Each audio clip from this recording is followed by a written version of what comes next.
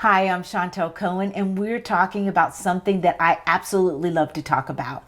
It's whether you are a connector or a fixer. So when I look at couples and I'm trying to figure out their cycle of arguments, etc., I'm also looking at who they are. And I've sort of developed this system of looking at what people need in order to feel good in their relationship, to feel like, oh my gosh, this is it. I feel like my partner's wonderful. And when your partner feels great, it means that you're meeting their needs.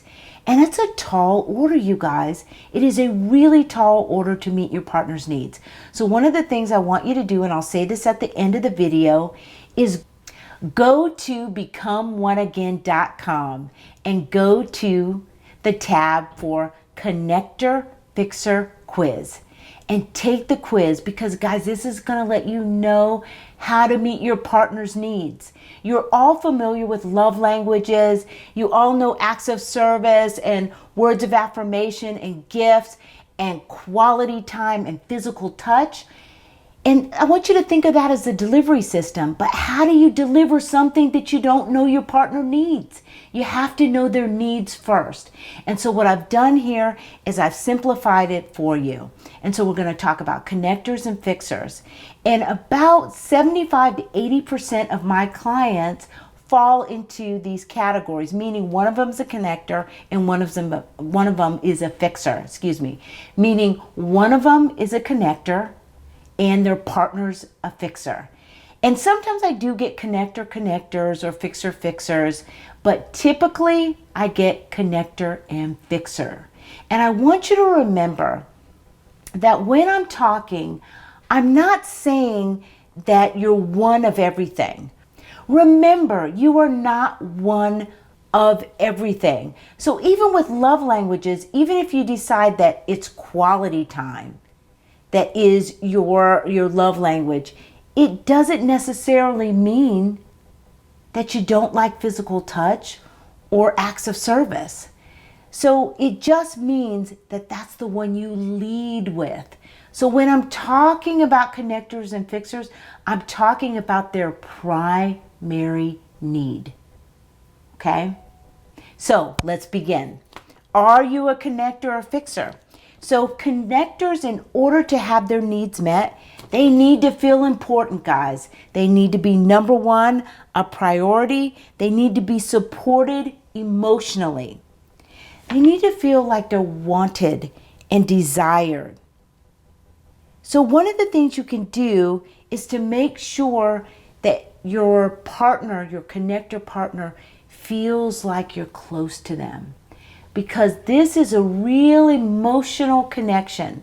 They're more likely to be sexual and to be more tactile. And again, remember, when I talk about fixers, I'm not saying that they don't enjoy sex or they're not as tactile. But in general, connectors, they desire that more. Remember, no one is one of everything. Thinking about your love languages. So let's talk about the fixer.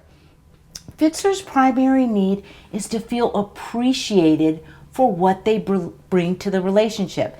The fixer's primary need is what they bring to the relationship. They want to feel appreciated for what they do.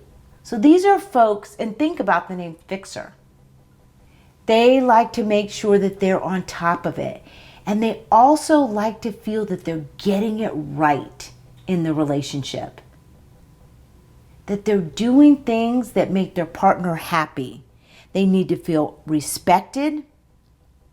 They need to have their partner sort of feel that they've got their back, and that to give them the benefit of the doubt when they don't. And I know that sounds unusual because connectors need to feel like you have their back, but fixers want the benefit of the doubt if they miss the mark a little bit.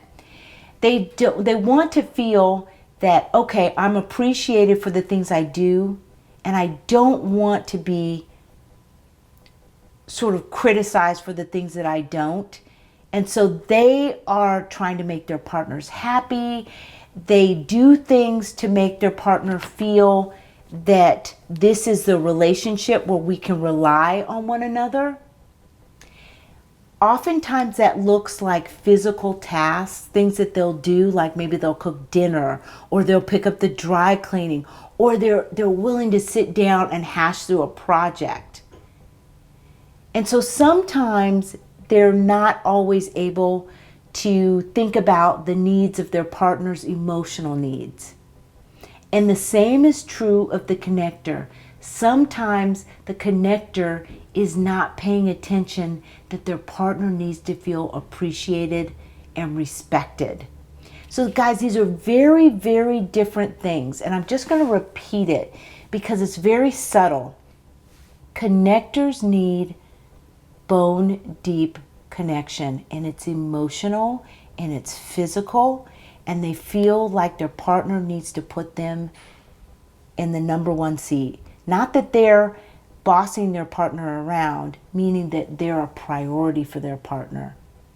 Their needs are always going to matter over friends, over other family members, that they're the one. They want to feel that significance. Whereas fixers, they get their needs met by doing, by making sure that their partner feels like, okay, I'm doing these things for us.